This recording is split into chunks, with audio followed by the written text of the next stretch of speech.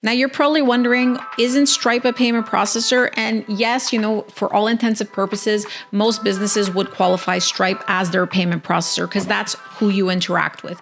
But what Stripe does, it actually licenses from Wells Fargo in the US and from Barclays in the UK. And what that means is that Wells Fargo and Barclays actually set a lot of the rules of what Stripe can accept, what Stripe can't accept, and advises them basically on how to manage different levels of risk.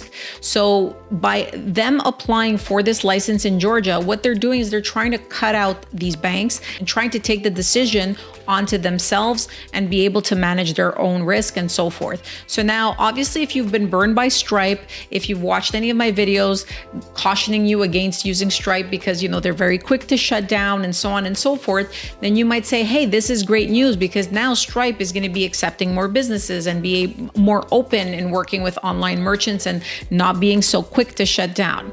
I would say be very cautious about that. Keep an eye out on their restricted and prohibited rules. This is where you'll see if they start accepting new types of businesses and so forth. Their terms and conditions will be changing as they start accepting more types of businesses and so forth. And don't be surprised that they may actually even get stricter and they may start relying more on AI and start blocking you more as they become more risk averse, because if they start accepting the risk themselves and don't have a middleman, then they may actually become stricter and it may be even tougher for you to avoid Stripe shutdowns and so forth. So keep an eye out and create yourself perhaps an alert when they change their prohibited and restricted businesses list.